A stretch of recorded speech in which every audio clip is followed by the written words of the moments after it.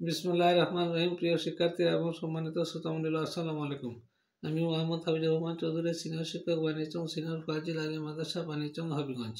আজ আমি আপনাদের সামনে কলব সম্পর্কে আলোচনা রাখব। আমাদের কলবটি পরিষ্কার করার চেষ্টা করা উচিত।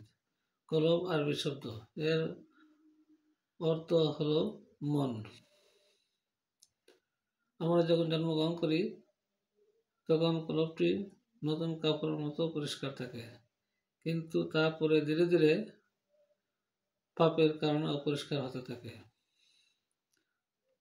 কাপড়ে যেমন সাবান দিয়ে ধুয়ে পরিষ্কার করা যায়, তদ্রূপ কলবও আল্লাহর জিকির ও পাপ থেকে তওবার মাধ্যমে পরিষ্কার করা যায়। মহান আল্লাহ যেন আমাদের তৌফিক দান করেন, যেন আমরা আমাদের কলবটি পরিষ্কার করতে পারি। পরিশেষে শ্রোতামণ্ডলীকে